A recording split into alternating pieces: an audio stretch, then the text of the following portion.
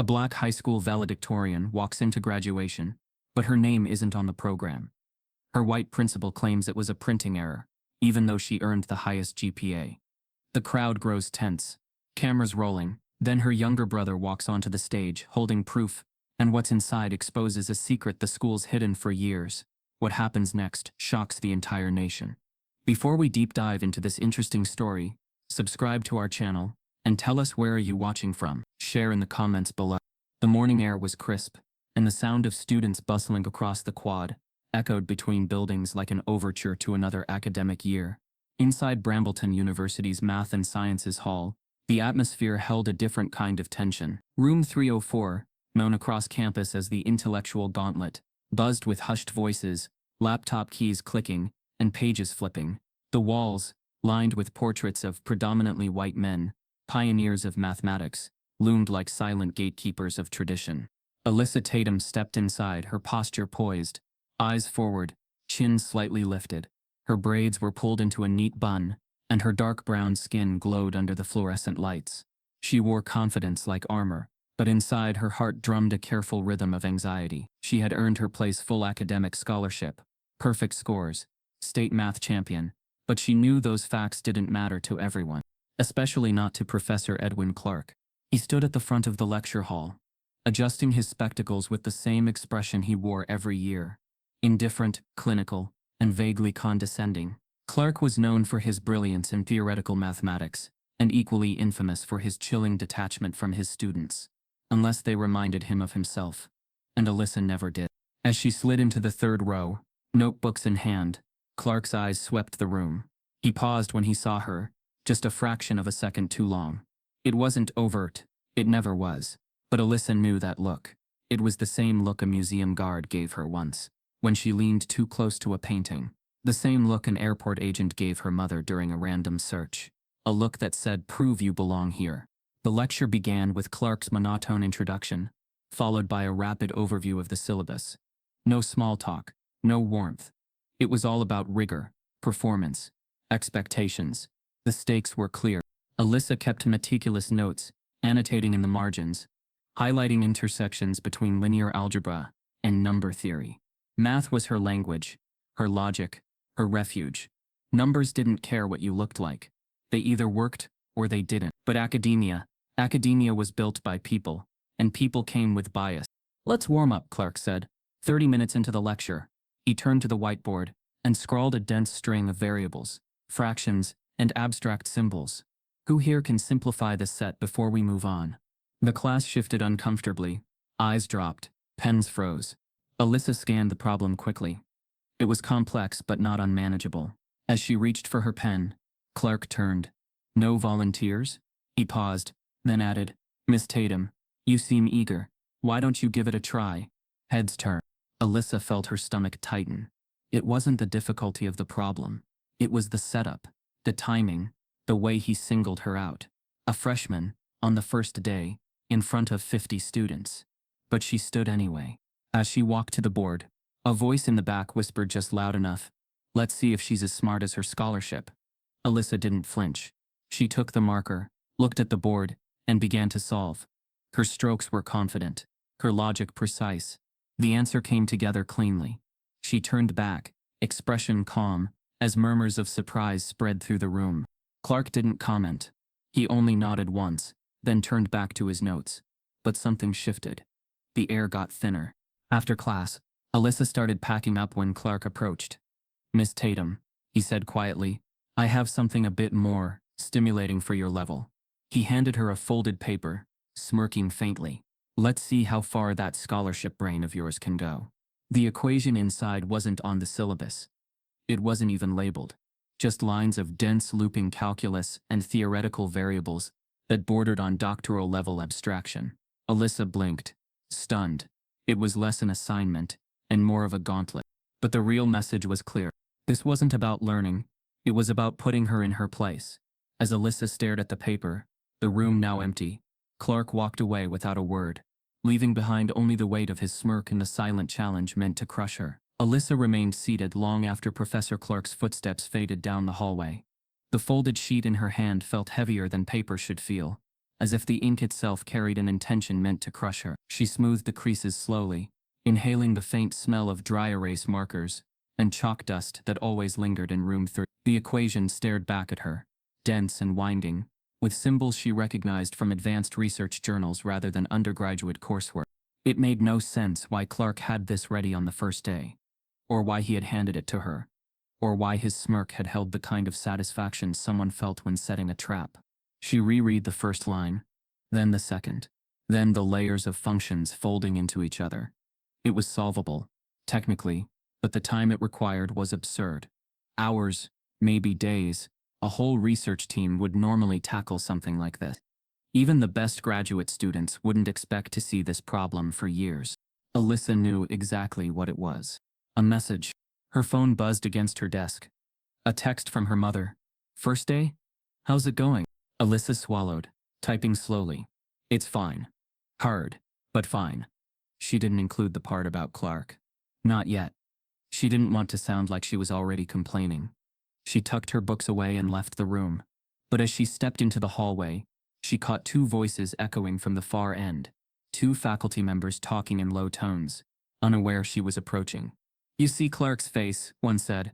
He finally gave someone the old joke equation. Poor kid, the other replied. Didn't he do the same thing to that boy 2 years ago? What was his name? Marcus. Or was that the football recruit? No. He doesn't give it to the athletes. Only the ones who annoy him. And you know the rule. Only the special ones get that little gift. The first chuckled. Funny how special always means the same type of student. They paused, as though that last sentence required no explanation. Alyssa froze mid-step. So it was a setup, and not a new one, and not one applied evenly. Before she could move, a student emerged from a nearby doorway, causing the faculty to look up and fall silent. Alyssa turned quickly, pretending she hadn't heard a word, and hurried down the stairs. Outside, sunlight warmed the courtyard, students laughing and crossing paths with ease, but Alyssa's stomach remained tight. She kept hearing the whispered conversation in her mind, the tone, the nonchalance. This wasn't just about her. This was a routine, a pattern. Clark didn't doubt her ability. He doubted her right to be here. Her dorm room was quiet when she entered, her roommate not yet back from morning classes. Alyssa placed her bag on the desk and unfolded the paper again. She stared at it for several minutes, listening to her breath steady itself. The room filled with afternoon golden light, stretching across her desk like a soft spotlight. Then, without giving herself time to overthink, she began working. The equations weren't hard. They were tedious. Layered, designed to intimidate. But intimidation dissolved in the face of methodical logic. Alyssa worked through derivative layers, integrated loops, and asymptotic boundaries with the same clarity she used when navigating difficult people. Slow, precise, unbothered. Hours passed unnoticed.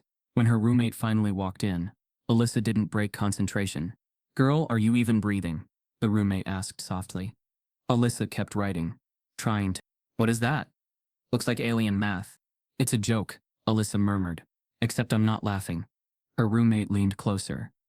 Did Clark give you that? Alyssa looked up sharply. You know about this. Oh, everyone knows about that stupid paper. It's like a trophy he hands out whenever he wants to embarrass someone. I heard he gave it to one student last fall and told the class later that the student proved why the grading curve needed lowering. He doesn't give it to just anybody. Yeah, Alyssa said quietly. I figured that part out. Her roommate hesitated, then asked, You gonna tell someone? Report him? Alyssa shook her head. Not yet. If I report it now, they'll say I misunderstood, or overreacted, or that he challenges everyone the same way. Do you believe that? No. And you still want to solve it? Alyssa's pencil pressed deeper into the page. I need to. The two fell silent as Alyssa continued, her mind slicing through each line with increasing sharpness. A distinct clarity settled over her, the kind she only felt when she was completely immersed. By midnight, the equation was no longer intimidating.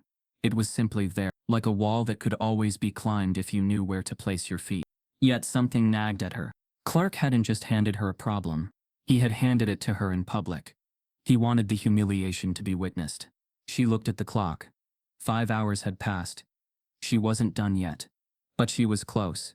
Too close for the paper to be meant as a legitimate academic challenge. It was solvable. Just intentionally overwhelming. The next morning she arrived at class early. Room 304 was nearly empty except for Clark, who stood at the lectern sorting papers. He didn't look up as she approached. "Professor?" she said. He paused for a fraction of a second before lifting his head, his expression polite but unmistakably amused. "Miss Tatum. Something to discuss?" She held up the folded sheet. "I worked on your equation." His lips curled at one corner. "I suspected it might occupy your evening. Did you find it enlightening?" "I found it interesting," she said, keeping her voice calm. "And solvable." Clark blinked once. "Excuse me?" Alyssa met his gaze. "Solvable." It wasn't as difficult as it looked. For the first time, something in his posture stiffened. It wasn't fear. It wasn't anger. It was disbelief. The disbelief of someone whose narrative had just been shaken.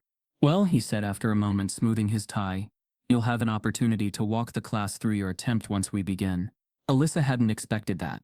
The whispering students from yesterday trickled into the room. She could feel eyes landing on her again. The murmurs, the assumptions, the quiet expectation that she would embarrass herself this time.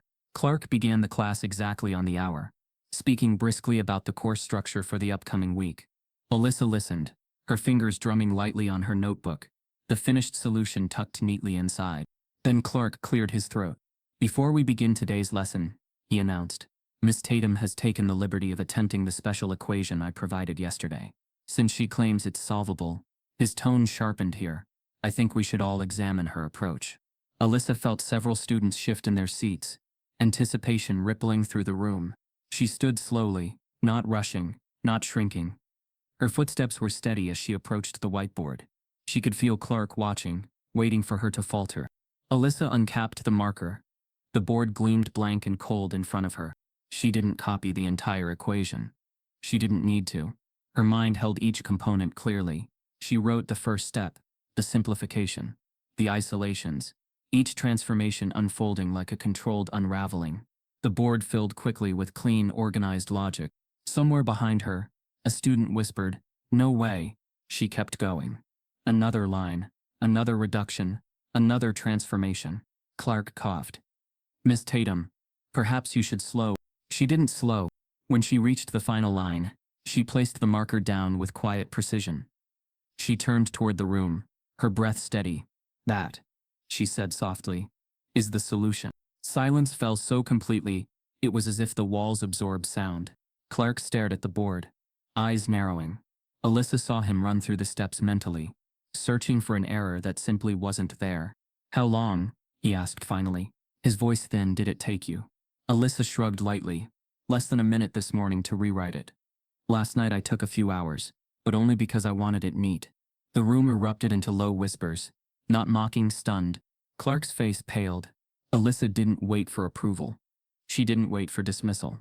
She didn't wait for his reaction. She picked up her notebook, slung her bag over her shoulder, and walked straight down the aisle toward the door, every step crisp, controlled, unbothered. The whispers grew louder. Clark said nothing, and the entire lecture hall watched her leave, frozen in disbelief. As Alyssa pushed the door open, a student's phone camera captured the moment, and by the time she reached the hallway, the video had already begun spreading. Alyssa Tatum didn't even notice the phone camera pointed her way. She didn't hear the quiet swipe of a thumb hitting record, or the muffled snicker as someone captured the moment.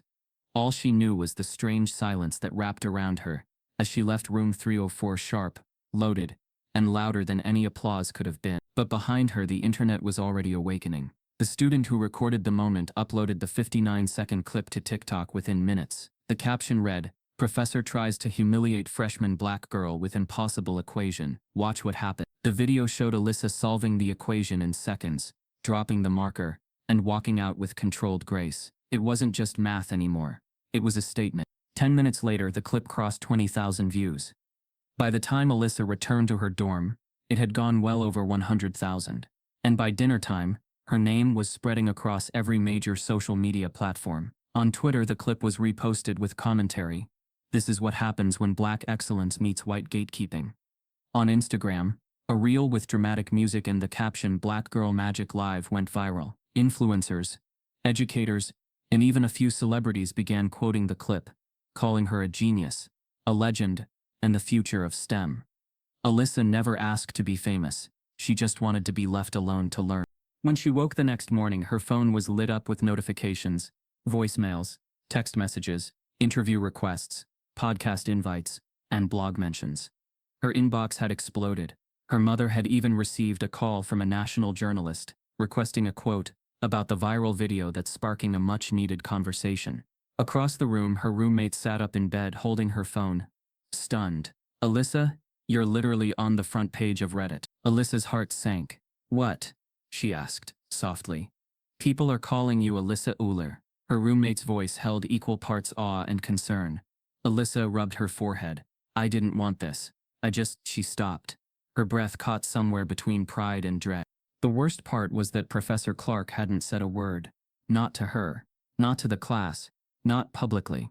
He returned to room 304 the next day and lectured as if nothing had happened. He ignored Alyssa, ignored the whispers, ignored the video that was now being studied in classrooms across the country. But silence wasn't neutrality. It was power being recalibrated. Behind the scenes, Clark had launched his own damage control. University email servers buzzed with internal discussions, tense ones. The administration wasn't worried that Alyssa solved a complex equation. They were panicking because the world had seen it, and worse, they'd seen Clark look wrong, vulnerable, humiliated.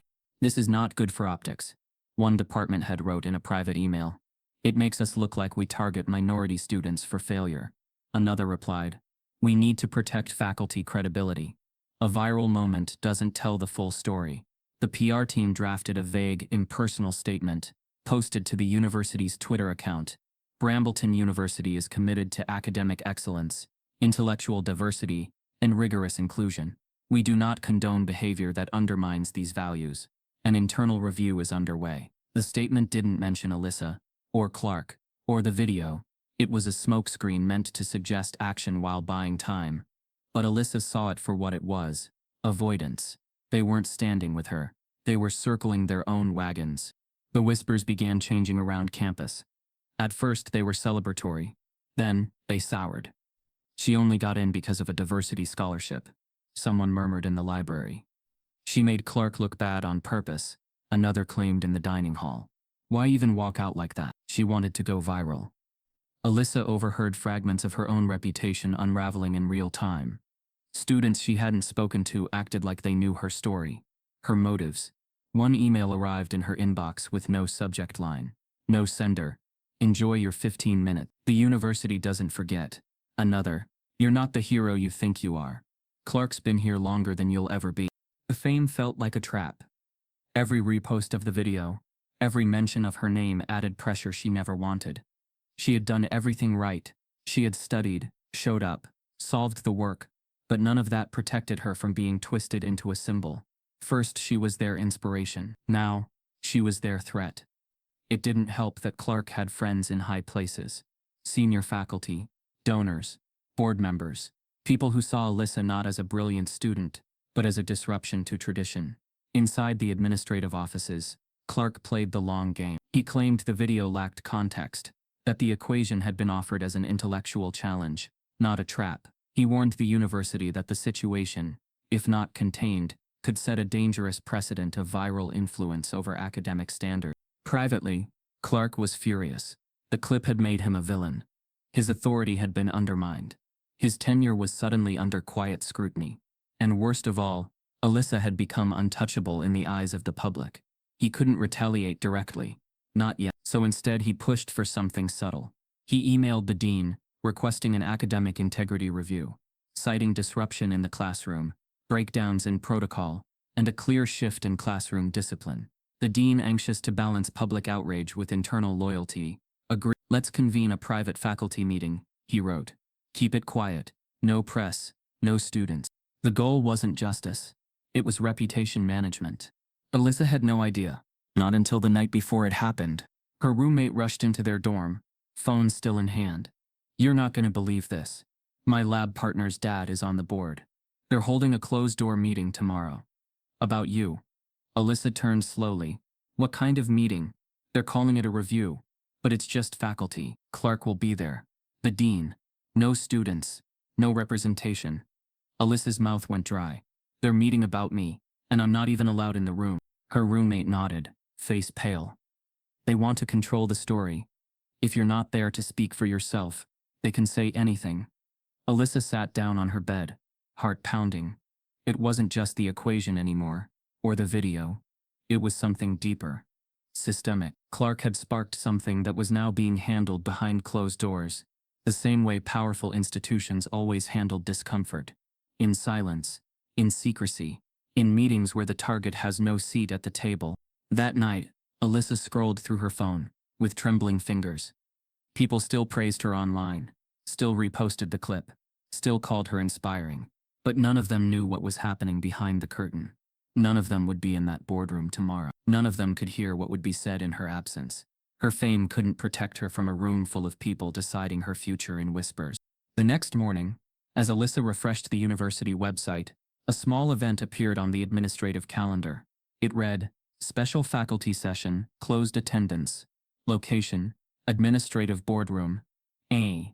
In tiny print beneath, No Student Entry Permitted. Alyssa stared at the screen, her pulse thunderous in her ears. Behind a locked door, the fate of her future was about to be debated, without her voice, without her presence, and without her knowing just how far they planned to go. The room was colder than necessary, as if someone had deliberately turned the thermostat down. Faculty Boardroom. A sat at the far end of the administrative wing, behind frosted glass doors and soundproofed walls. It was rarely used, only reserved for sensitive matters. And this morning, it held exactly that. The Dean of Mathematics, Leonard Marsden, sat at the head of the mahogany table. His hands were clasped in front of him, resting on a leather-bound folder stamped confidential. Around him were 7 other figures, senior faculty members, heads of departments, and 1 representative from legal affairs. Professor Edwin Clark sat near the end, his expression a blend of professional restraint and quiet vindication. No one smiled, no one drank the coffee that had been poured, no one mentioned Alyssa by name at first. But the air was thick with her presence. Dean Marsden opened the meeting with a measured tone. This session is off the record, closed to public access. No students, no external observers, and no recording permitted. Everyone nodded. We're here to discuss the rapidly escalating situation surrounding one of our students, and the media fallout affecting the institution's image and internal cohesion. Still no name. Still no direct accusations. Just the elegant dance of institutional language. Professor Whitmore, head of applied sciences, broke the silence. Let's not pretend this is just media fallout. This has become a viral spectacle. A freshman solving some unsolvable equation while Clark stands there like a cartoon villain. That video has 6 million views. We look like we're either targeting minority students or incompetent. It's not just optics, added Professor Langston from the math department. Our donors are asking questions. The Board of Trustees is nervous. This situation threatens more than one department's reputation. Clark finally leaned forward. I want to clarify something. The equation wasn't malicious. It was challenging. A long-standing tradition.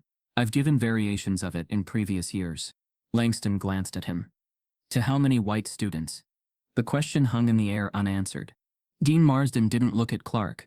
He simply turned to the legal representative. Do we have any exposure here? The legal advisor, a young man in a crisp suit with hollow eyes, spoke without emotion. If the student frames this as targeted racial harassment tied to an academic challenge meant to humiliate, and if a pattern can be demonstrated, he paused. Yes. The university is exposed. So what do we do? Professor Whitmore asked, his voice laced with urgency. Do we apologize? Issue a statement? Suspend Clark? Clark sat up, jaw tightening. I'm tenured. No one is above review, Marsden said calmly. But review wasn't what they came here for. What they wanted was control. Professor Bailey, from the engineering department, cleared her throat. What if we change the narrative? Shift the focus from the professor's actions to the student's behavior. Heads turned toward her. She walked out of a class. She disrupted the academic process. She became a distraction. And now her name is more associated with internet fame than scholarship. The words were chosen carefully. Not racist on the surface, but coded, polished, still cutting. Clark nodded slowly. Exactly. Her conduct has changed the atmosphere in my classroom. Other students are hesitant, distracted. Some feel they can't engage openly. I fear the educational integrity is suffering. Professor Langston frowned. Because she solved a problem? No, Clark replied quickly. Because the situation was manipulated by outside forces. This wasn't an academic moment. It became a media circus. I've received threats. I've been doxxed. Bailey leaned in again. Which is exactly why we need to move away from reactive damage control and toward proactive correction. Dean Marsden steepled his fingers. Propose something. She didn't hesitate. An academic review of the student's conduct. A formal inquiry into her classroom behavior, academic history, and whether her actions contributed to the disruption of the educational process. It was phrased like policy. But Alyssa wasn't being punished for breaking rules. She was being punished for not playing small. Marsden looked down at the folder in front of him. Would this review require student participation? No, Bailey answered. It can be conducted internally. Quietly. We frame it as a routine integrity audit triggered by extraordinary circumstances. Just standard procedure. Clark shifted, finally sensing the subtle shift. The possibility that this meeting might not just protect him, but fully pivot the lens onto Alyssa. Of course, he added, we must be delicate. We can't appear retaliatory. Langston cut in sharply. Because it is retaliatory. The room fell still. Langston glanced around at the others. Let's call this what it is. A young black woman embarrassed a white tenured professor with logic, not attitude. She didn't shout. She didn't threaten. She didn't accuse anyone of racism. She just solved a problem. And you're all sitting here trying to figure out how to turn that into misconduct? Bailey's voice was colder now. It's not about race. Langston's eyebrows lifted. Really? Marsden raised a hand. Enough. The silence afterward was longer. Everyone understood the tension had breached. Still, Marsden didn't address Langston's accusation. He simply turned back to the folder, flipped through the printed pages of emails, video transcriptions and notes, then spoke again, slower this time. The press will move on, but internally we need resolution. Our environment cannot support distractions, and our faculty cannot function under public pressure. So, he paused, then looked directly at Bailey. Proceed with the review. Clark exhaled quietly. Victorious. Langston looked away in disgust. There would be no protection for Alyssa in this room. Only strategies, only containment, only silence. Marsden continued. I'll authorize the paperwork today. Let's begin immediately. We'll notify her at the appropriate time. He rose to his feet, and the rest followed. The chairs creaked, the table shuffled, the sound of pens closing, jackets brushing chairs, all mechanical, business as usual. They filed out one by one, past the frosted glass, back into the corridors of Brambleton's prestigious halls. None of them looked proud. Clark lingered behind for a moment, straightening his tie in the mirror on the wall. His reflection was calm, composed, in control again. But as he reached for the door, he stopped. His phone buzzed. A new email, from a name he hadn't expected. Former Professor Charlotte Green. Subject line about Alyssa Tatum. You should know something. The dean hadn't even left the building yet, but a name from the past had just entered the story, and it held a secret that could unravel everything they'd planned. The email from former Professor Charlotte Green hung in Clark's inbox like a storm cloud waiting to burst. But he didn't open it. Not yet. He told himself it was irrelevant, a distraction he couldn't afford. Instead, he forwarded it to the dean with a neutral subject line. You may want to see this. Then he closed his laptop, straightened his tie again, and walked out boardroom A with the quiet confidence of a man who believed the system would always bend in his favor. Meanwhile, on the other side of campus, Alyssa sat in the library trying to study, unaware that her academic life was already being dissected behind doors she would never be allowed to enter. Students whispered about her at nearby tables. Some admired her, some resented her. Most were simply curious about whether the university would punish her or protect her. She kept her gaze down, headphones in, eyes on her notebook, pretending she couldn't feel the weight of every stare. While she tried to focus on integrals and proofs, the administration had initiated something far more invasive than an inquiry. A complete audit of her academic past. In a cramped office lit by a single dim lamp, 3 staff members from Academic Integrity Services opened her digital file. They didn't begin with recent assignments. They went backwards. Far backwards. They scrutinized her SAT scores, her high school GPA, every recommendation letter she had ever submitted. They searched for inconsistencies, tone shifts, suspicious praise, anything that could be framed as inflated, exaggerated, or inauthentic. One staff member noted how unusually strong her math teacher's letter sounded. Another questioned how a student from a public school in a predominantly black district could have higher math scores than students from private academies. A third quietly said what no one wanted to say on record. It just feels unlikely. Someone like her, solving something like that. They pulled her high school transcripts analyzing every AP class, every extracurricular activity. They examined her state math champion certificate twice as if expecting to find a forged signature. They even scanned her participation in a summer STEM program, searching for loopholes in her admission. It wasn't about finding truth. It was about finding justification. If the university intended to discipline her, they needed a narrative, something they could label concern. And if they couldn't find it, they would interpret ordinary achievements as suspicious. Policy wasn't a safeguard here. It was a blame. Meanwhile, the dean met with the director of scholarships, discussing potential grounds for temporary suspension due to academic discrepancies. Grounds they still hadn't found. The optics are difficult, the director said, suspending a black student in the middle of a racialized media situation. The dean cut her off. This is not about optics. This is about conduct. Her behavior has disrupted the academic environment. Conduct. Disruption. Words that meant nothing and everything. Words institutions used to justify punishment without stating the real reason. Back in the library, Alyssa's roommate approached with a shaken expression. "You need to see this." She slid her laptop across the table. On a private university forum, usually used for textbook sales and roommate requests, an anonymous thread had appeared. "Is the viral girl's scholarship even legit?" Below it were dozens of responses. Some defended her, most didn't. Probably inflated transcript. Affirmative action, baby. There's no way she did that equation. She memorized it or something. These scholarships are ruining real education. Alyssa stared at the comments, the words blurring. It wasn't just Clark anymore. It was strangers, students, staff, a whole apparatus looking for cracks in her story, cracks they needed to believe existed. Her roommate whispered, "You need to talk to someone. A counselor, a dean, someone." But Alyssa shook her head.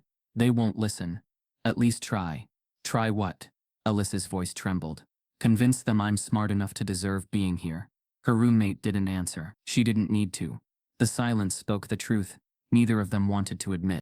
That afternoon, the academic integrity team found nothing. Not one error. Not one inconsistency. Not one flaw. But instead of closing the inquiry, they escalated it. They requested her old math competitions, teacher evaluations, and even the raw data from her SAT. They asked her high school to re-verify scores. They called her guidance counselor for clarification on her academic growth trajectory. They weren't searching for fairness. They were searching for fault. Excellence made her a threat, and threats had to be neutralized. The dean paced in his office as he reviewed the progress report. "Still nothing?" he asked. "Not yet," his assistant replied. "But we're looking deeper." "How much deeper can you go?" "We requested her admissions essays." The dean paused, tapping a pen on the desk. "Good. Sometimes tone inconsistencies reveal external assistance." External assistance. Another coded term. Another quiet accusation. Meanwhile, Clark finally opened the email from former Professor Green. It contained only one sentence. "If the university is reviewing Alyssa Tatum, you should disclose what you did in 2018. Before they dig it up themselves." Clark froze, his finger hovering above the touchpad. He deleted the email immediately, but his heartbeat quickened. Green knew something. Something old. Something he hoped had been buried. He told himself it wasn't relevant, that the university wouldn't go back that far, that it didn't matter now. But for the first time since the video went viral, fear cracked through his confidence. As the sun began to set, Alyssa walked across campus, trying to clear her mind. But whispers followed her, floating behind her like shadows.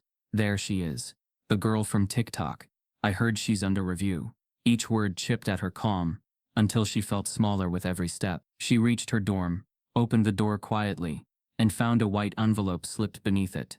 Her name was printed neatly on the front, in the university's official typeface. Her hands trembled as she picked it up. She sat on her bed, staring at the seal as if opening it might collapse her entire future. With a slow breath, she tore it open. The letter inside was brief, cold, sanitized, and devastating. This notice serves to inform you that your academic scholarship is temporarily suspended pending further investigation into potential discrepancies in your academic record. You will be updated at the conclusion of the review process. During this period, you are expected to remain compliant with institutional procedures. Alyssa felt the world tilt. Everything she had worked for, the money she relied on, the opportunity she fought for, the place she earned, was being taken apart, piece by piece, not because she had failed, but because she had succeeded too brilliantly, in front of the wrong audience. She pressed the letter to her chest, trying to breathe. This wasn't an inquiry. This was punishment, and it had already begun. As Alyssa stared at the letter, her phone buzzed with a new email notification, this one from a sender she didn't recognize, containing only 4 words. They're not done yet. The email's subject line was blank. The sender was untraceable. The body contained only 4 words. They're not done yet. Alyssa stared at the screen, breath shallow, the letter from the university still trembling in her other hand. The walls of her dorm room felt tighter, closer, as if the air had thickened around her. She read the message again, then a third time, as if it might shift into something less threatening. But it didn't. It remained simple, ominous, final. She looked around the room, quiet, sterile, lit by the artificial glow of her desk lamp. Her roommate was gone. She was alone, and now unmistakably under siege. She didn't respond to the email. There was no one to reply to. Instead, she sat frozen for nearly 30 minutes, letter and screen in hand. The silence in her room broken only by the sound of her own heartbeat growing louder in her ears. It wasn't just fear. It was something worse. The creeping sense that no matter how perfectly she played the game, the rules would always be rewritten to keep her losing. Her scholarship wasn't suspended because she cheated. Her records weren't being scoured because of doubt. It was all because she succeeded too publicly, while being black. The next morning she called her mother. Monica Tatum had been a civil rights attorney for nearly 2 decades. She had fought university discrimination cases, school board racism, and corporate hiring bias. She had heard every excuse institutions use to justify silence, and seen every tactic used to crush confidence without ever saying the word race. But this time it wasn't just a client. It was her daughter. Monica's voice on the phone was calm, steady, but sharp. Start from the beginning, she said. I want to hear everything. Don't leave anything out. Alyssa spoke slowly, her voice cracking in places. She explained the equation, the challenge, the viral video. She described the whispers, the faculty meeting, the forum posts, the anonymous messages. She recited the language in the scholarship suspension letter, word for word, and then, finally, she read the email. There was silence on the other end of the call, for nearly 20 seconds. Then Monica spoke. They're doing what they always do, she said. Turning your brilliance into a liability. They can't find anything wrong with your performance, so they're trying to make your existence feel like misconduct. Alyssa's throat tightened. I don't know what to do, Mom. You're going to fight, Monica said quietly. But first you need to remember something. None of this is your fault. None of it. They want you to internalize this, to believe that your success caused your suffering. That's how this system stays alive. It makes you question the very gifts that make you powerful. Alyssa's eyes filled. She wanted to believe her mother, but the walls were closing in.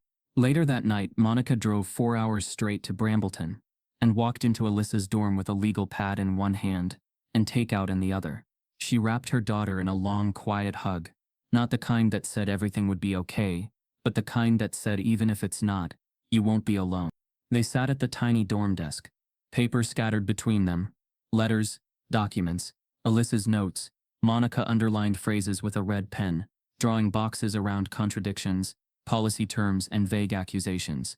They didn't just suspend your scholarship, she said. They're trying to build a profile, something they can use to say, this student was always a risk. Look at the signs. Look how we handled it. This isn't an investigation. It's a story they're writing. One where you're the villain they needed. But I didn't do anything wrong, Alyssa whispered. I know, Monica said, but institutions like this rarely care about innocence. They care about narrative, and right now they're trying to flip yours. The next few days blurred together. Monica stayed nearby, working from a hotel, emailing contacts, requesting files, and preparing for legal escalation. Alyssa attended class with a hollow kind of presence, her body moving, her mind elsewhere. Every compliment from a classmate now felt like a warning. Every question from a professor felt like bait. Was this person genuine, or were they documenting her reactions, measuring her responses, looking for proof of instability? She began second-guessing herself. Should she raise her hand in class? Would silence seem suspicious? Was it better to fade, or to be defiant? There was no right choice, only an exhausting maze of hypothetical outcomes. One afternoon, her statistics professor called on her unexpectedly. Alyssa, can you walk us through the multivariable correlation coefficients from last week's assignment? A simple question, but her mouth went dry. Her heart raced. She stood, but her vision blurred. She opened her notebook, but the numbers looked foreign. A few students turned to look. She could feel their curiosity, or was it expectation? She tried to speak. Nothing came out. The professor tilted his head. Everything okay? She nodded once, then twice. Yeah. Sorry, just tired. She gave a brief answer, correct but clipped. She sat back down, hands trembling under the desk. She couldn't tell if they noticed. Later that evening, she called her mom but didn't say much. Just cried. Long, deep sobs into the phone as Monica sat in silence on the other end. When the tears slowed, Monica said, "You don't have to be strong every minute. You're allowed to feel this." "I'm so tired, Mom," Alyssa whispered. "I'm tired of defending my intelligence. I'm tired of wondering if people think I cheated. I'm tired of every nice comment being a setup." Monica's voice broke a little. "I know. I lived it too. But I didn't win my fights until I learned that brilliance comes with a cost when you're black in the wrong rooms. And right now, baby, you're in the wrong room. But that doesn't mean you're the wrong person." Alyssa nodded, though her mother couldn't see her. But the cracks were forming. In her self-belief. In her sense of safety. In her ability to trust even her own mind. That weekend, while preparing for a group study session, Alyssa sat in the campus library, her textbook spread across the table. Her head throbbed, her breathing felt uneven. Her thoughts were scattered, pages of equations and definitions refusing to stick. Her study partner, Maya, noticed something was off. "Hey, you good?" Alyssa nodded. "Just didn't sleep much." Maya kept talking, but the words grew distant. Alyssa's ears began ringing. Her vision tunneled, her fingertips tingled, her chest tightened. Then everything went black. Her body crumpled forward, head slamming gently onto her open notebook.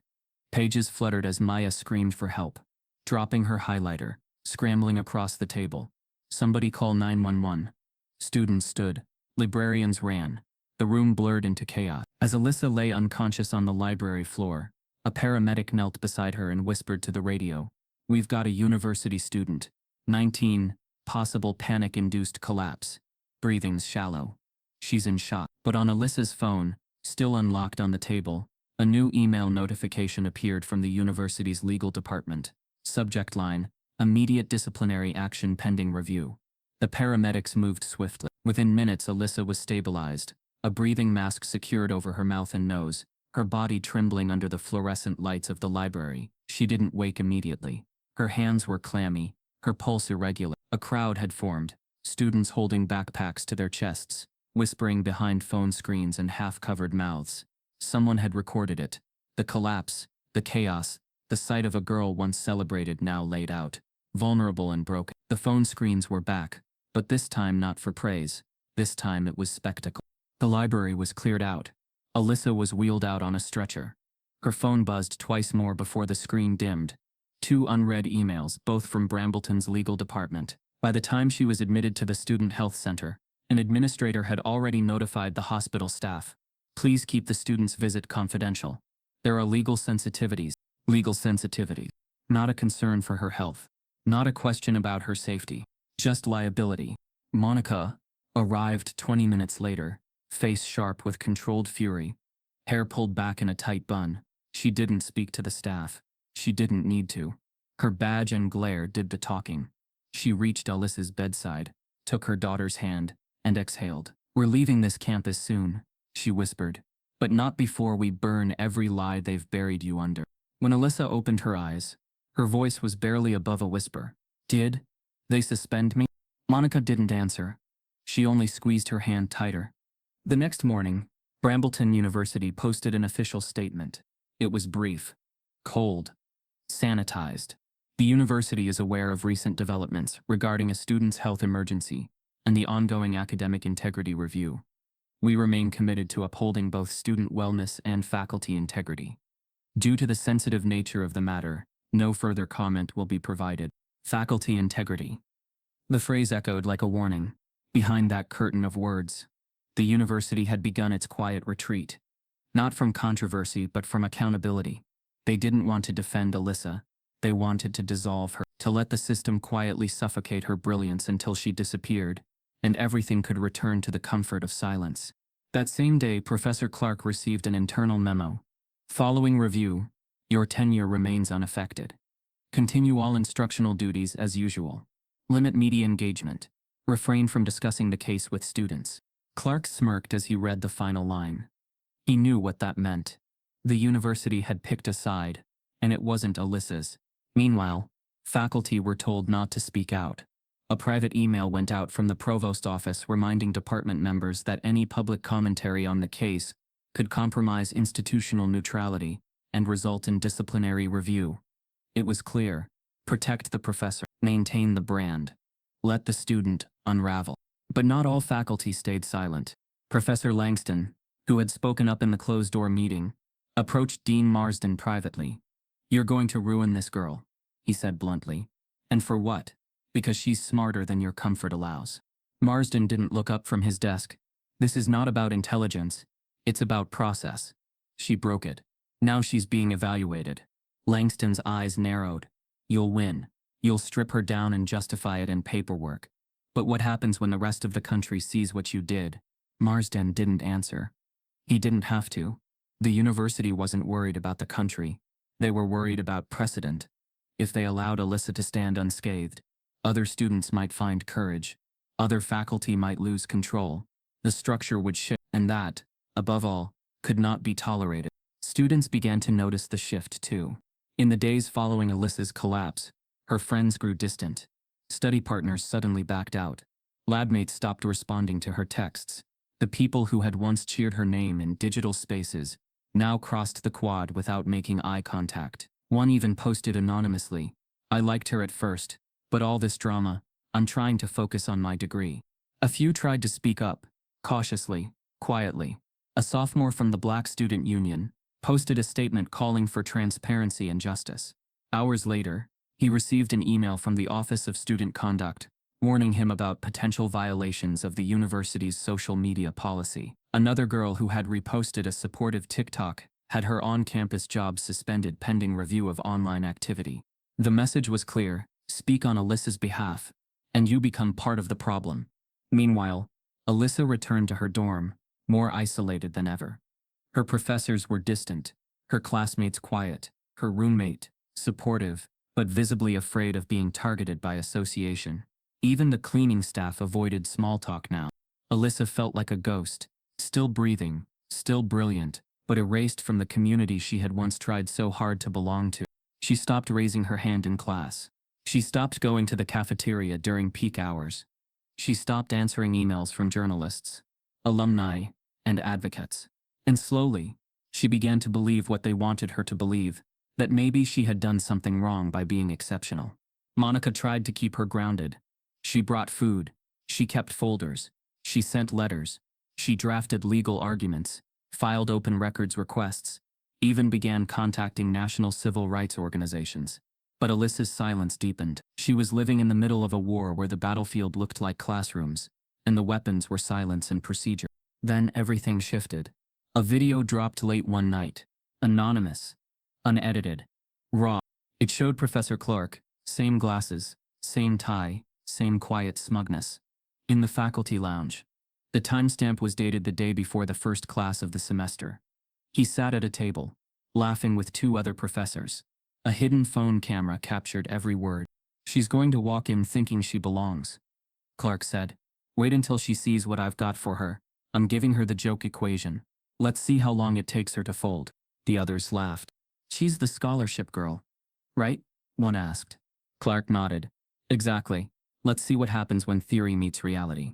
Then came the worst part. She's bright, Clark added. But not that bright. I give it a week before she realizes Brambleton isn't built for girls like her. The laughter grew louder. The video ended with Clark sipping coffee and saying, "Welcome to the gauntlet, sweetheart." The clip hit Twitter first. then Reddit, then every major news outlet. Within hours, the narrative flipped.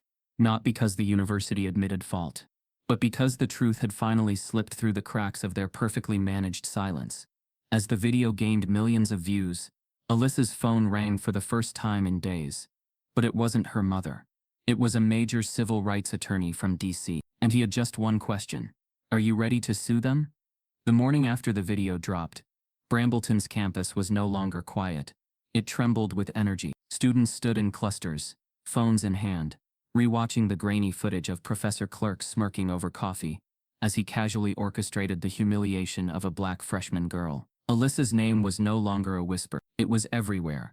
On signs, in chants, on student group chats, Twitter, national news, even in statements from public figures who had once been silent. Inside dorm rooms and cafeterias, students stared at their screens in disbelief. He said it out loud, one whispered. He literally said the quiet part out loud. Clark's words echoed across Brambleton's marble halls, erasing the university's carefully crafted narrative in a matter of hours. No amount of administrative spin could walk it back. And when the sun rose that morning, a movement began. By noon, the first wave of protesters gathered outside the administration building. They weren't just black students. They were athletes, artists, computer science majors, and even white allies who had once stayed silent but could no longer pretend neutrality was wisdom. Signs rose like shields. Black excellence is not a threat. Accountability isn't optional. Brambleton protects predators. Students chanted, "We stand with Alyssa," over and over until the chant became a heartbeat. The Black Student Union organized quickly. Within hours, they drafted demands: full reinstatement of Alyssa's scholarship, immediate investigation of Clark's conduct, a public apology from the university president. They distributed pamphlets with timelines, quotes from the leaked video, and annotated screenshots of the school's vague legal threats. The flyers ended with 3 words: "We're not leaving." Alyssa watched it unfold from her dorm window. She hadn't left her room since the video went viral. Her phone was still buzzing nonstop. Attorneys, journalists, activists. But none of it felt real. Not yet. She watched the crowd gather, growing by the minute, signs waving like flames in the wind. Her roommate sat beside her, eyes misty. "They're here for you," she said. Alyssa shook her head slowly. "They're here for the idea of me." Her roommate frowned. "That's not fair." Alyssa stared out the window. "Neither is any of this." Down below, the protests swelled. Tents popped up on the lawn. Students brought sleeping bags, food, and speakers. An open mic was set up by the west steps, and students took turns telling their own stories. Stories of being ignored, marginalized, silenced. Stories that mirrored Alyssa's, just not as public. Then came the media. CNN vans, local affiliates, TikTok reporters, podcasters, journalists with iPhones and ring lights, asking questions like, "Do you feel like this protest marks a shift in Brambleton's culture? Or what do you think Alyssa's legacy will be?" Legacy. It felt strange hearing that word while still fighting to survive the moment. By the next morning, a press conference was called by the university president. Cameras clicked. Reporters leaned in. President Mitchell stood at a podium outside the administration building, his suit neatly pressed, his face carefully composed. Brambleton University recognizes the intensity of recent events and the pain many of our students are feeling. He began. "We are conducting a full internal review of the professor's conduct and reiterate our commitment to a diverse and inclusive campus. No apology, no mention of Alyssa, no consequences, just soft language and stalling tactics." As he continued, Monica stood in the crowd, arms crossed. She whispered to a reporter beside her, "Watch how many times he says inclusion without saying racism." The reporter jotted it down. Back in her dorm, Alyssa watched the press conference on her laptop, eyes narrowing at the phrase, "We ask our community for patience while we address these matters responsibly." She paused the video. Patience. She had given them patience. Quiet. Dignity. Brilliant. And they tried to erase her for it. That afternoon, the protest intensified. Students occupied academic buildings. Professors from outside Brambleton began issuing letters of support. Activist groups from neighboring colleges sent food and legal aid. A hashtag trended globally. "Alyssa deserves better." But still the administration did not act. Instead, Clark was quietly placed on temporary leave with full pay. Alyssa's scholarship remained under review, and the university email system conveniently experienced a server delay that prevented petitions from being processed. The school was not retreating. It was stalling, waiting for fatigue to win, waiting for the crowd to shrink, waiting for headlines to fade. Alyssa could see it clearly now. The playbook of institutional survival. She met with her mother in the hotel room that night, the news playing softly in the background. "They're banking on the protest running out of steam," Monica said, scrolling through legal files. "They think if they don't feed the fire, it'll burn itself out." "They're not wrong," Alyssa murmured. "People get tired." Monica looked up. "So we give them something they can't ignore." Alyssa raised an eyebrow. "Like what?" Before Monica could answer, her phone buzzed. She frowned at the screen. "It's from a blocked number," she answered. A man's voice came through, hushed, urgent, and deliberate. "I used to work in the provost's office," he said. "I have documents you need to see. They've been covering themselves since the day she enrolled." Monica leaned forward. "What kind of documents?" "The ones that prove none of this was accidental." He hung up without another word. The next morning, an envelope was left at the front desk of the hotel. No name, no return address, just a seal. Brambleton University Archives. Inside were 27 pages of internal emails and memorandums. They began months before Alyssa ever stepped foot on campus. One email, dated June of that year, was from the Dean of Admissions to the Provost. "The board is concerned about the incoming diversity scholars, particularly the ones being placed in elite STEM programs. Clark is requesting advanced profiles." Another from a department head to the legal team, dated 2 weeks before classes began. "We may need to prepare responses in case one of the scholarship students resists our standard academic challenge." And then the worst one, labeled confidential and timestamped the day before the semester started. "Read Tatum. Alyssa recommend introducing high-pressure assessment early. Monitor response and collect peer feedback to establish behavioral pattern if needed." Alyssa stared at the documents in silence, her hands shaking. They had planned this. Before she even answered her first question. Before she stepped into room 304. Before Clark ever smirked at her brilliance. They had plotted the erasure of her success. Her mother sat beside her, stunned. "They built a safety net, not for you but for the man who tried to break you." As Alyssa flipped to the final page, she found a handwritten note attached, unsigned, written in black ink. "If this gets out, they won't just lose Clark. They'll lose donors, reputation, maybe the school itself. The question is, are you ready to bring the whole thing down?" Alyssa stared at the final handwritten note, her breath uneven, her pulse drumming in her ears like an alarm she couldn't silence. Bring the whole thing down. The ink was bold, uneven, written by someone in haste or fear. Maybe both. Her mother sat beside her, flipping back through the documents, hands moving slower now, eyes dark with something deeper than anger. It wasn't just betrayal, it was recognition, the sort that only someone who had lived this story before could understand. "These aren't just emails," Monica said softly.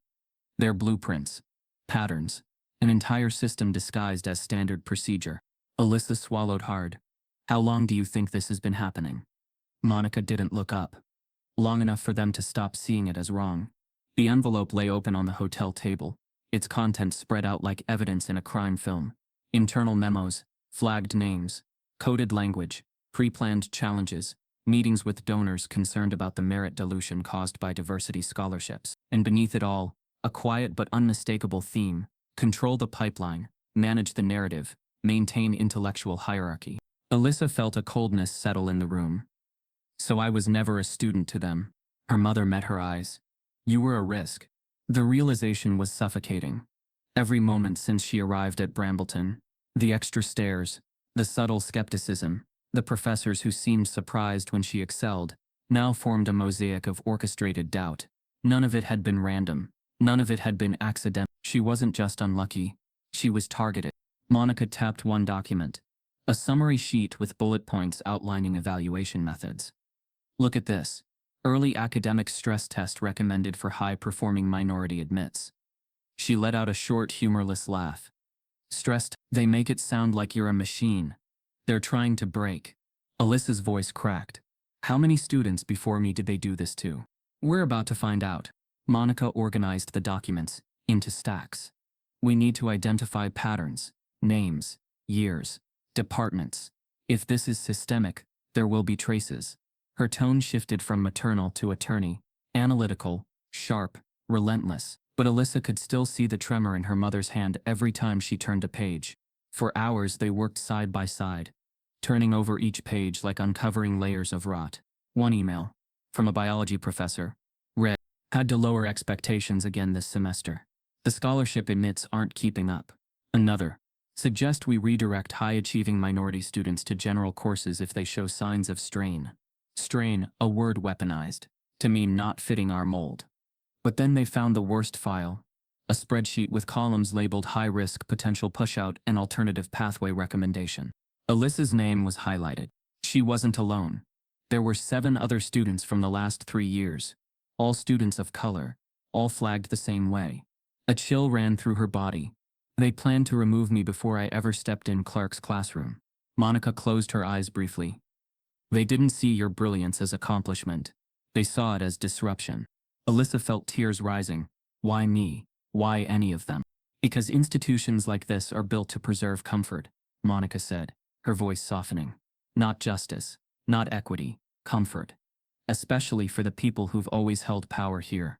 She placed a hand on Alyssa's back. You walked in and challenged the narrative by simply existing. See, Alyssa wiped her eyes. I didn't even do anything yet. That's what scared them.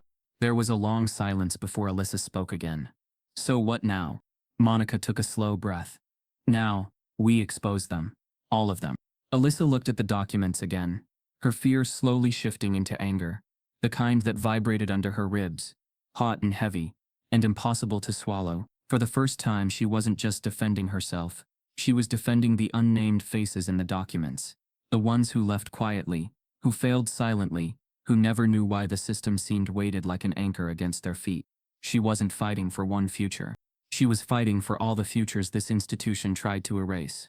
But just as that resolve formed, another fear surfaced.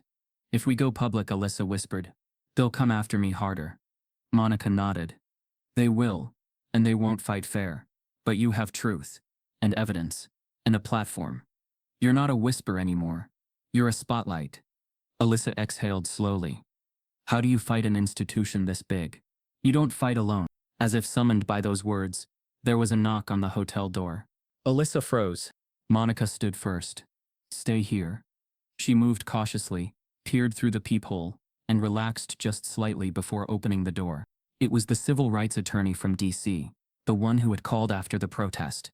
He walked in wearing a gray suit, carrying a leather briefcase. He looked from Alyssa to the documents spread across the table. I came as soon as I saw the video, he said. But this, he picked up one file, skimmed a paragraph, and let out a low whistle. This is not just racial bias.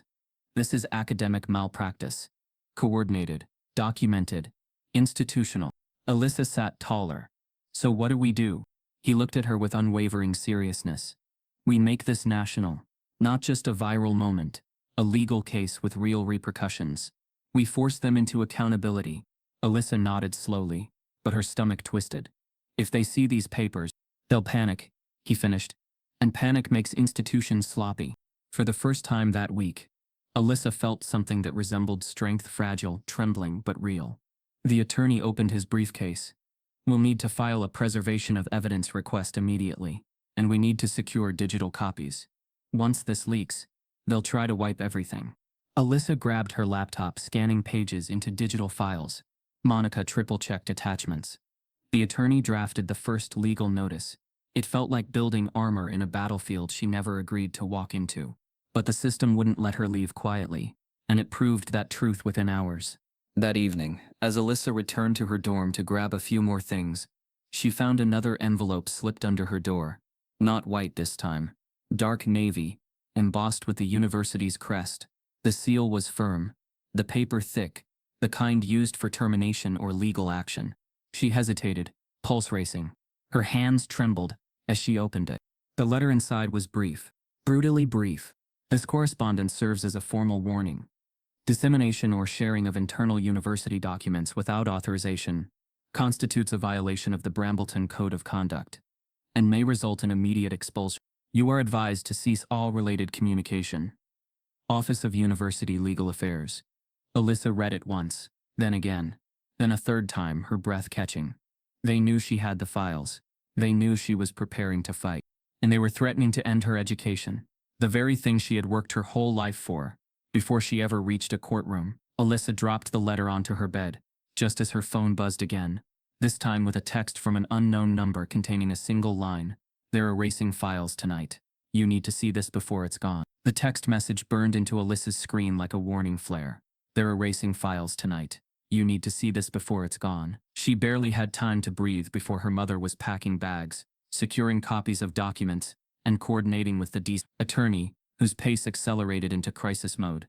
Within hours, they backed up everything to encrypted drives, submitted the preservation of evidence order, and filed a formal complaint with the U.S. Department of Education. But even with the precautionary layers in place, they knew the real storm hadn't even started yet. And it didn't take long. By sunrise the next morning, the university's systems began purging. Several emails in the leaked packet were no longer retrievable from the faculty servers. Corrupted files, IT said. Others showed as redacted, even to internal users. Entire folders were locked behind new credentials, and Alyssa's student portal access suddenly froze, citing security protocol review. They weren't just covering their tracks, they were actively rewriting history. Monica stared at her laptop in disbelief. "This isn't just misconduct, it's coordinated obstruction." The attorney nodded grimly. "Good. That's tampering. It helps us." But it didn't feel like help to Alyssa. It felt like quicksand. Every time she tried to move, the ground shifted. Her scholarship? Still suspended. Her courses? Frozen. Her email? Deactivated. Her entire academic identity, locked in a system working to erase her presence, not preserve it. 3 days later, the lawsuit was filed in federal court. Alyssa Tatum versus Brambleton University. Claims systemic racial discrimination, academic sabotage, and civil rights violation under Title VI. The media exploded again. CNN, MSNBC, The Washington Post. Legal blogs, TikTok accounts ran threads breaking down the email evidence. Hashtags surged. Justice for Alyssa trended for 2 days straight. Protesters returned to campus. Civil rights groups signed open letters, and for a moment, just a moment, the momentum shifted back in Alyssa's favor. But Brambleton wasn't going down without a fight. Their PR response was swift and vicious. The university issued a public statement denying all allegations and claiming the documents were illegally obtained and contextually misinterpreted. Behind the scenes, they hired a crisis communications firm, the kind that specializes in corporate damage control and reputation warfare. The mission was simple: dismantle Alyssa's credibility. Within 48 hours, anonymous op-eds began appearing on educational forums and alumni networks. They painted Alyssa as overzealous, entitled, and obsessed with fame. One headline read, "Viral math star, or fabricated martyr, Brambleton student faces scrutiny." A video montage surfaced of Alyssa walking away from the whiteboard, edited with sinister music and a slowed-down frame rate to make her confidence seem rehearsed, arrogant. Then came the whispers. A rumor was planted that she had cheated in high school math competitions.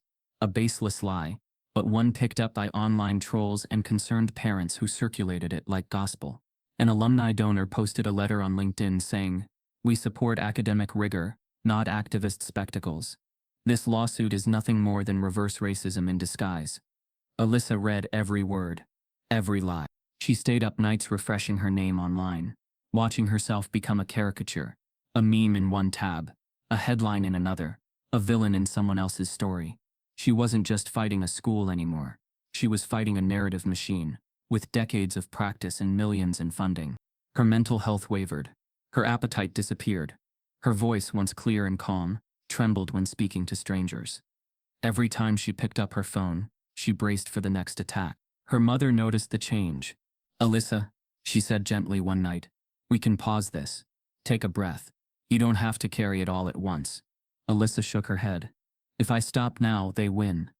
Not just over me. Over everyone like me." Monica said nothing, just placed a hand over hers. Alyssa squeezed it, the only thing steady in a world that now felt like it was spinning. Then the lawsuit moved forward, and with it the deposition. Clark was the first key witness. He appeared smug during the first 2 sessions, dismissive, condescending. He claimed the video was taken out of context, that the joke equation was merely a long-standing departmental tradition. He denied knowledge of the flagged spreadsheet, denied ever requesting early profiles of students, denied the stress test language as unofficial. When confronted with the leaked memos, he claimed they were fabricated or altered. But the turning point came unexpectedly, not in court, but in a parking garage. A student assistant, a quiet sophomore named Derek, who worked part-time in the math department's office, reached out anonymously to the civil rights attorney. He asked to meet in person. In the dim second floor of the campus garage, he handed over a flash drive. "I was told to delete this," he said, eyes darting. "But I couldn't." The attorney asked, "What is it?" "It's a voice memo from a meeting between Clark and another faculty member. I found it archived on the department's shared drive. Probably an accident. I didn't know what it was until I played it." That night they listened together. It was clear, unmistakable. Clark's voice, saying, "She'll break eventually. That girl is unstable. We just need someone to confirm it on record. Find a TA or someone who saw her melt down. Just one. I'll handle the coaching." Then silence. Then a second voice, cautious. "That's risky, Edwin." Clark again. "Riskier is letting her win." The room went still. Monica's hand clenched into a fist. The attorney leaned forward. "This changes everything." Alyssa sat frozen, her mouth dry. "He's coaching a witness? He's manufacturing a defense." Monica's voice cracked. "He's trying to rewrite reality." It was one thing to be targeted. It was another to be framed. They added the recording to the court filings the next day, labeled as new evidence, witness tampering, potential perjury. The university stayed silent, but behind the scenes, pressure mounted. One by one, internal faculty began distancing themselves from Clark. One department chair quietly emailed support. Another began leaking memos to the press. And yet, the university refused to pull the plug. They were committed now, too far in, too exposed. They knew the moment they backed down, it wouldn't just be one lawsuit.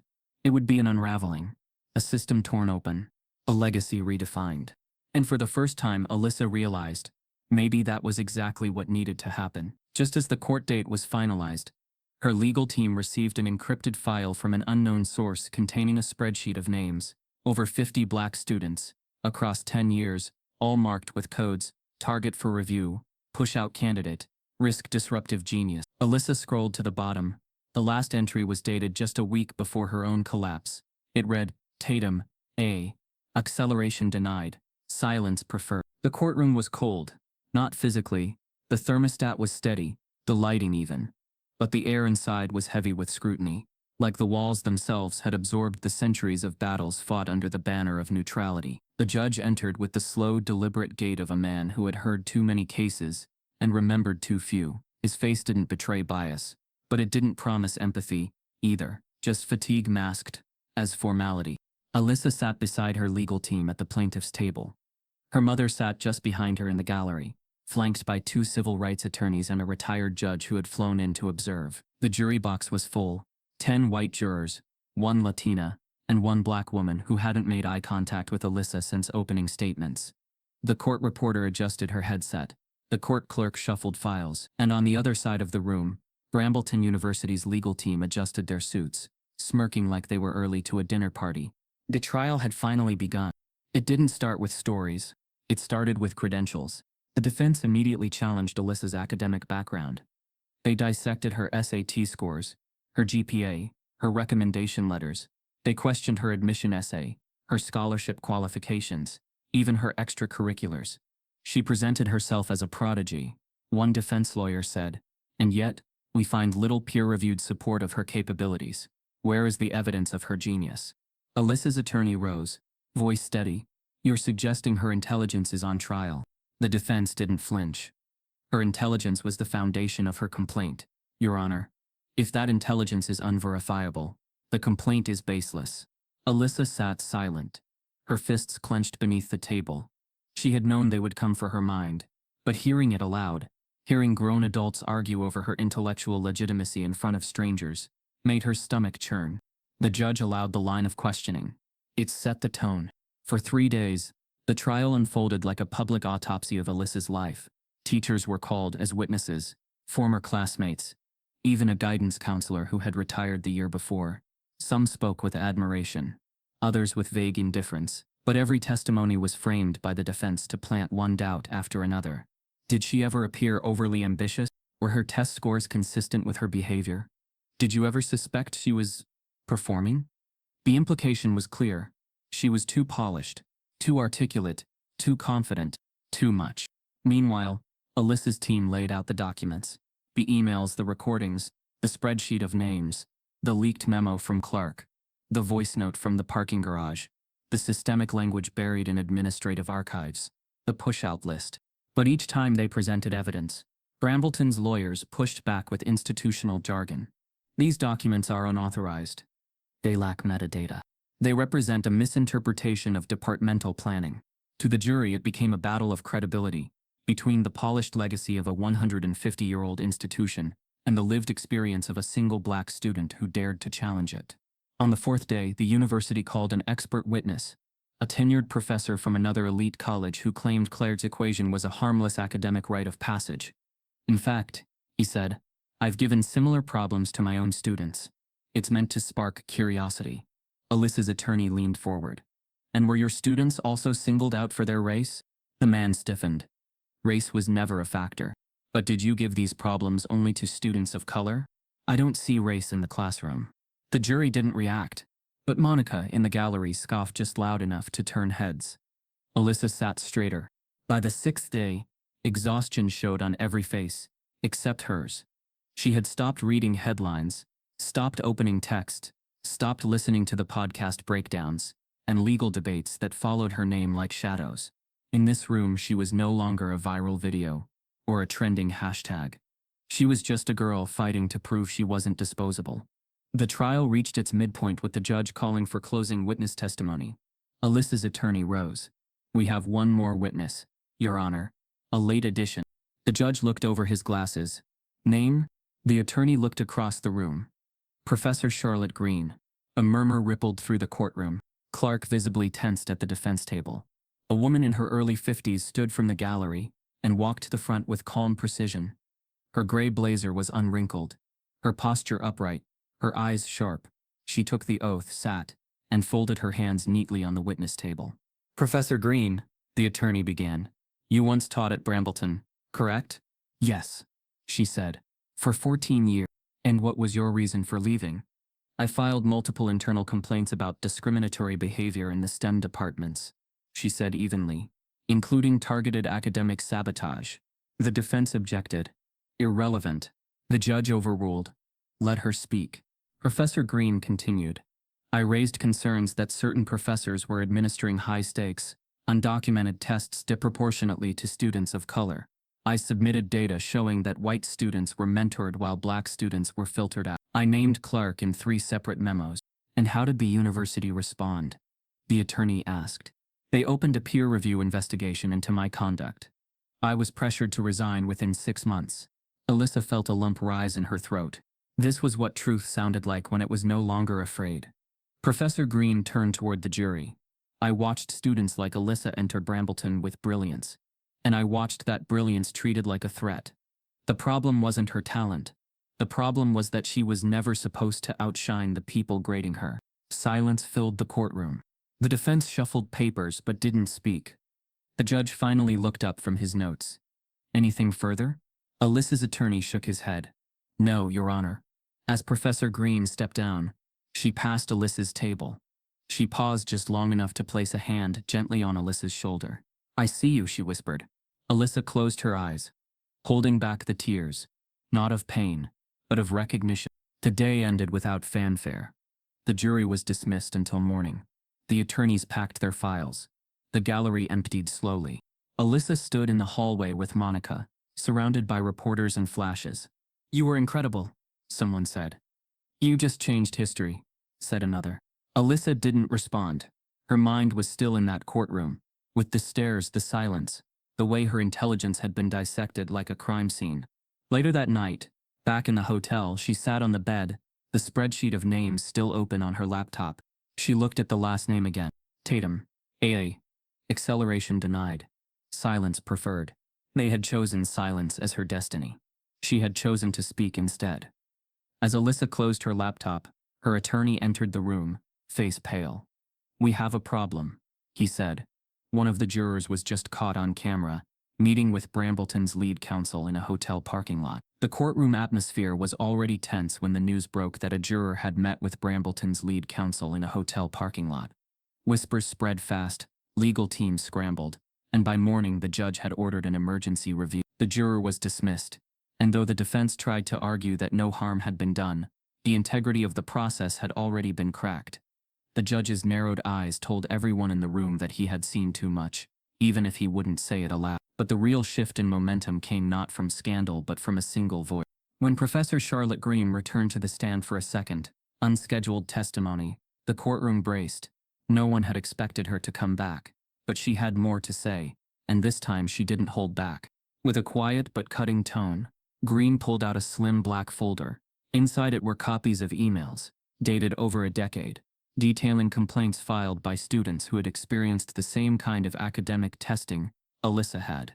Surprise genius traps, impossible equations, and mysterious scholarship reviews. But the names on the complaints were what made the room still. Nearly every student was Black, Latino, or from another marginalized background, and every complaint had ended the same way, dismissed, quietly, without follow-up.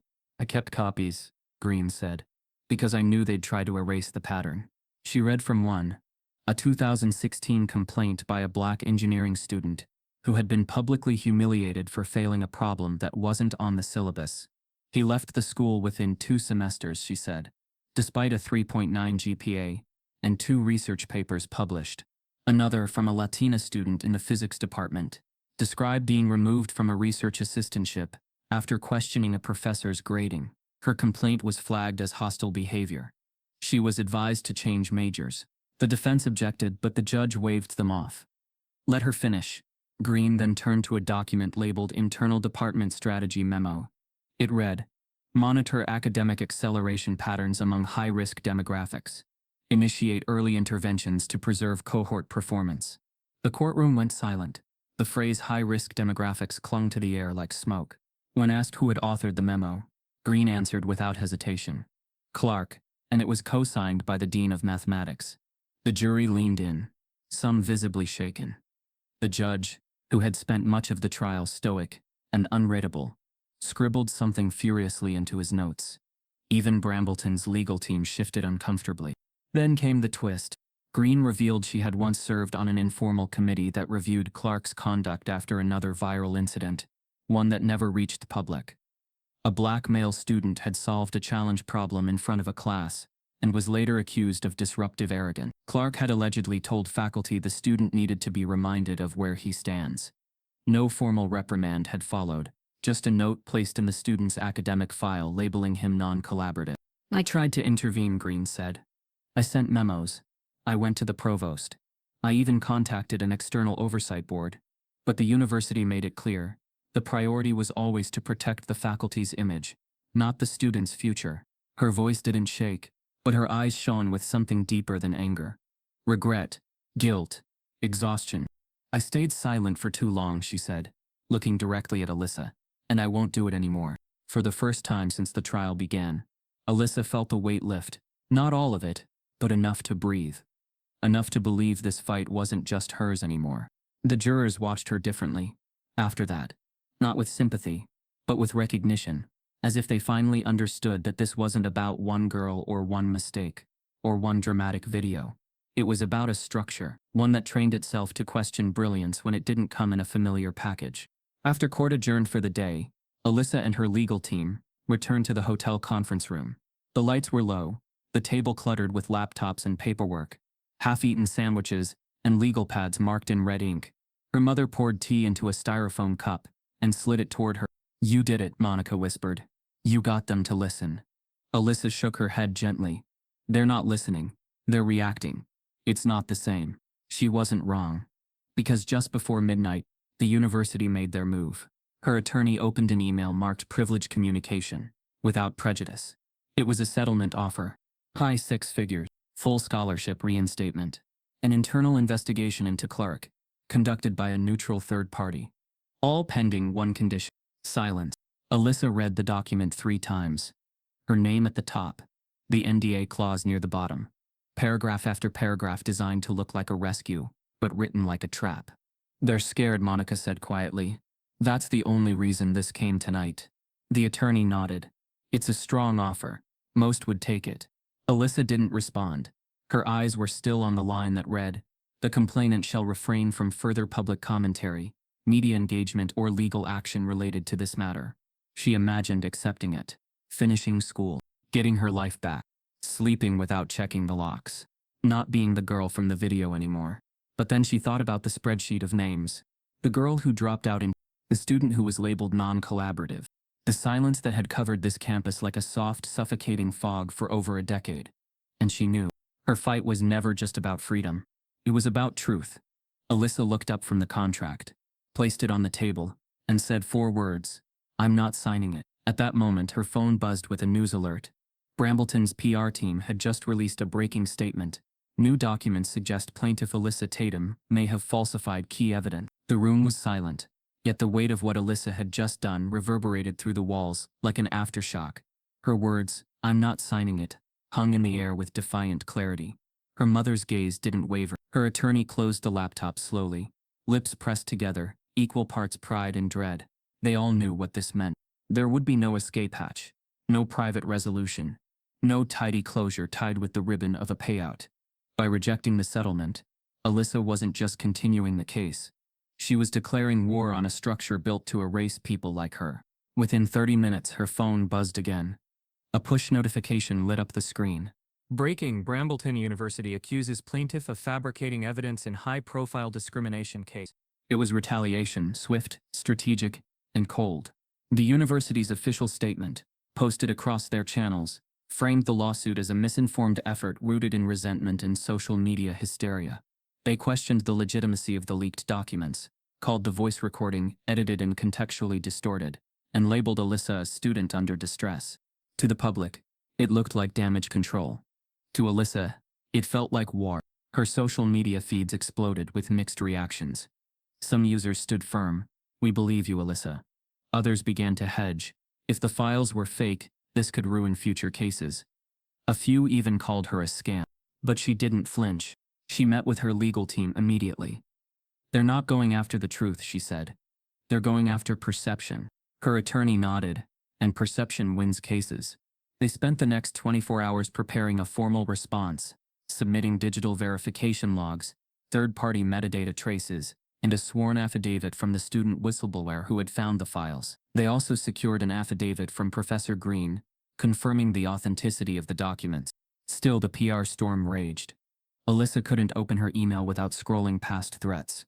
Every time she stepped outside the hotel, she braced for a camera or a confrontation. Even her father, who had stayed away until now, called for the first time in months, his voice shaking as he said, "Baby, are you sure this is worth it?" She paused, then answered, "If I don't fight this, who will?" That night, Alyssa sat alone with a notebook. On one side of the page, she wrote the word freedom. On the other, fear. She stared at both words until the page blurred. This was never about a classroom, or a professor, or even a school. It was about who gets to tell the story, and who's punished for rewriting the ending. The courtroom was packed the morning the jury returned. National outlets sent reporters. Civil rights lawyers flew in from New York, Chicago, Atlanta. The gallery overflowed. The air held its breath. Alyssa sat still, her mother beside her, Professor Green in the row behind. Her attorney straightened his tie 3 times. The jury filed in. The foreperson stood. The judge asked, "Has the jury reached a verdict?" "Yes, Your Honor." A pause.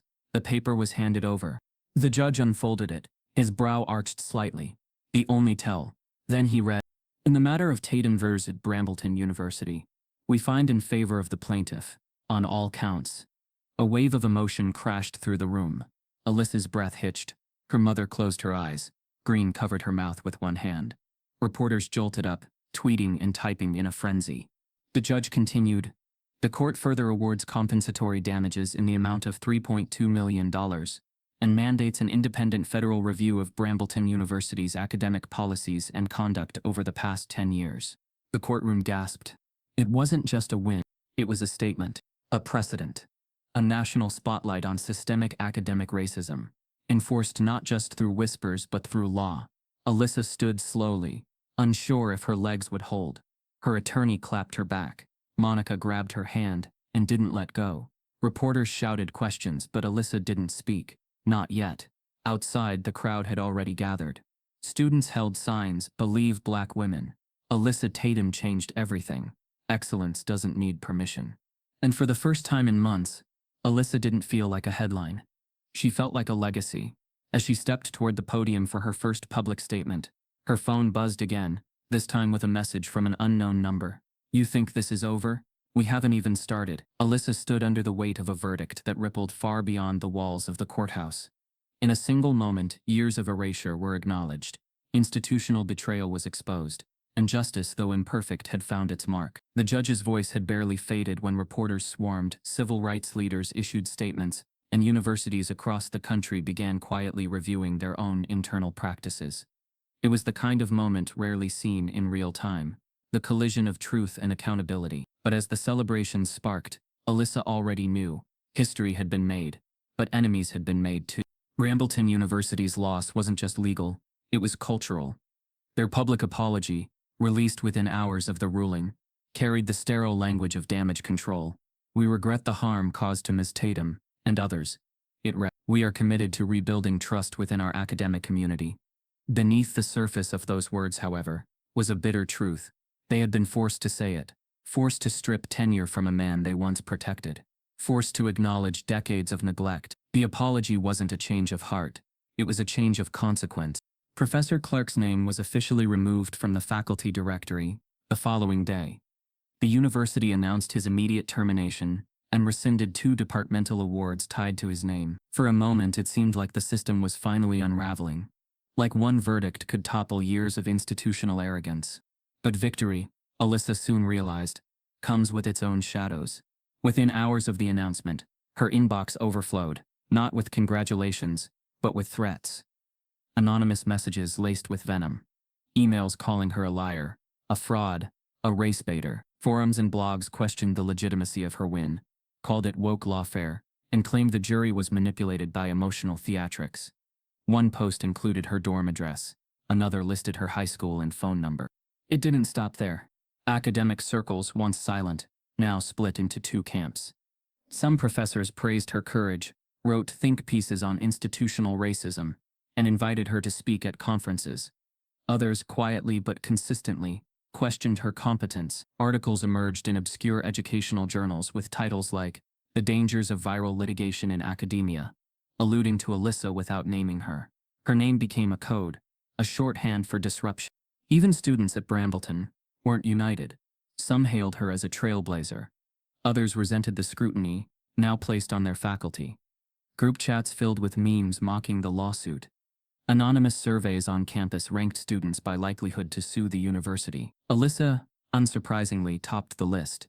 Still, she pressed forward. She returned to her coursework with quiet determination, now attending classes under tight university security. Her professors walked on eggshells. Some gave her extra attention, others avoided her entirely. The warmth that once came from being a standout student had vanished, replaced by suspicion, distance, and the echo of a lawsuit that still made headlines. Despite the discomfort, Alyssa never looked back.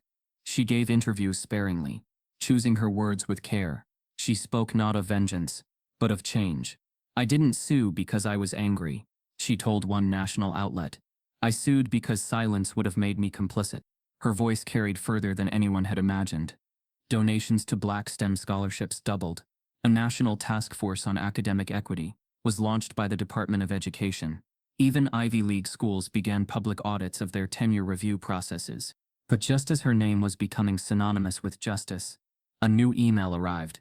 Subject line: "Congratulations, MIT STEM Scholar Invitation."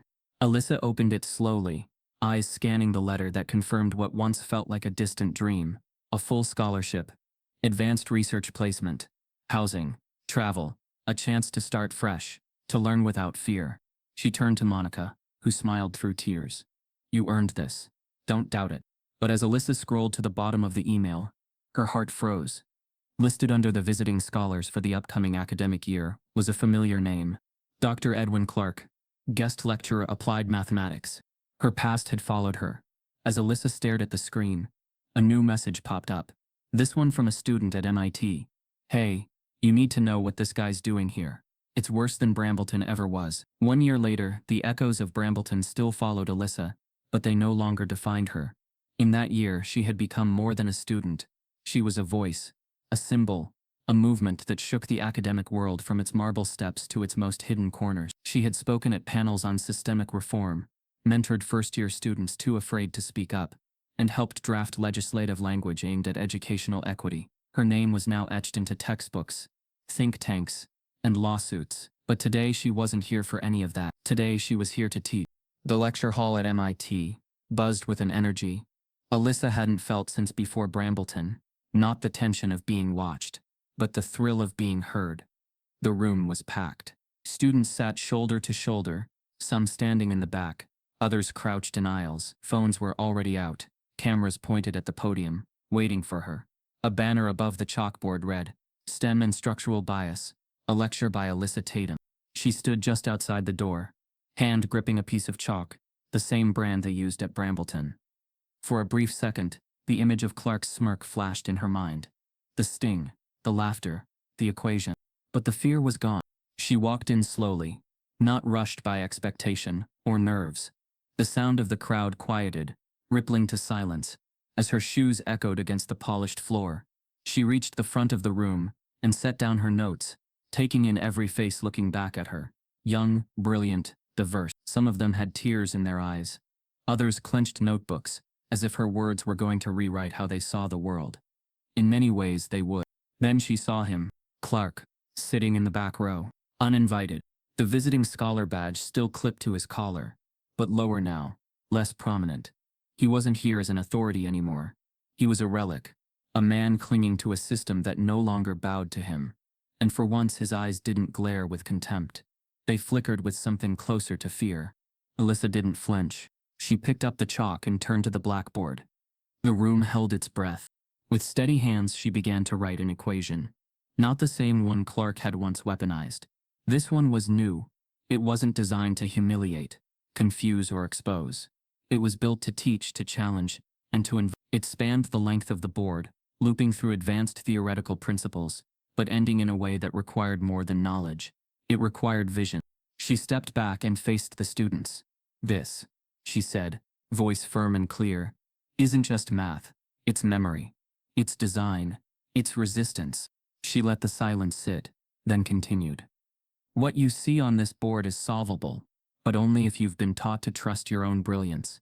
Systems were built to tell us otherwise, but systems can be dismantled. Not just through lawsuits, but through legacy. The audience erupted in applause, but Alyssa wasn't done.